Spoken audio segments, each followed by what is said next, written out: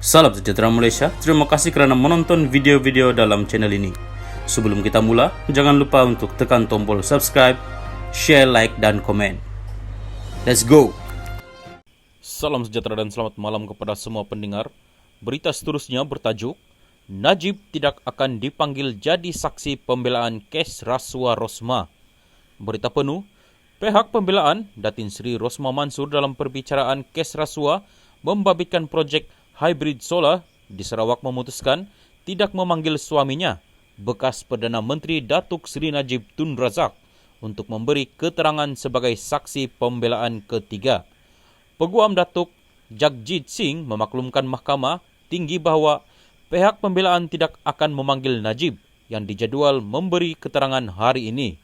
Selepas perbincangan, pada Sabtu hingga lewat petang Ahad, pihak pembelaan memilih untuk tidak memanggil Datuk Seri Najib sebagai saksi pembelaan ketiga. Kami juga sedang menganalisis soal balas Rosmah oleh pihak pendakwaan dan kami percaya keterangan daripada saksi ketiga Najib hanya bersifat menyokong dan sifat menyokong telah pun dibuktikan oleh pihak pembelaan.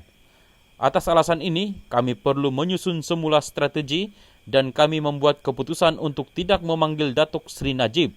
Saya memohon maaf kepada Yang Arif. Saya tahu Yang Arif mementingkan masa mahkamah. Saya menerima tanggungjawab atas perkara ini, kata Jagjit.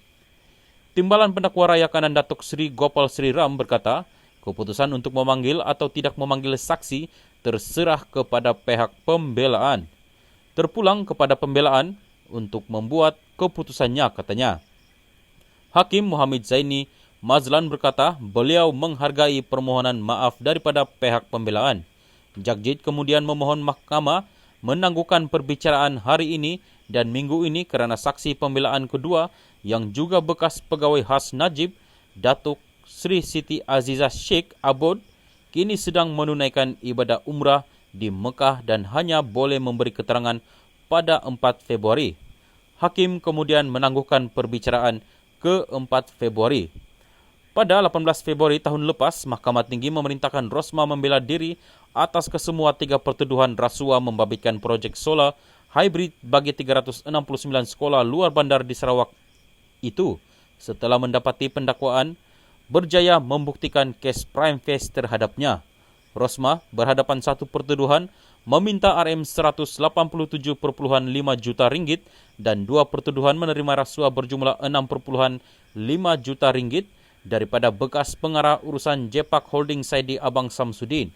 Rasuah terbabit didakwa diterima melalui bekas pegawai khasnya Datuk Rizal Mansur sebagai upah membantu Jepak Holdings mendapatkan projek bersepadu sistem solar, PV, hybrid serta penyelenggaraan dan operasi genset diesel bagi 369 sekolah itu bernilai RM1.25 bilion ringgit secara rundingan terus daripada Kementerian Pendidikan KPM.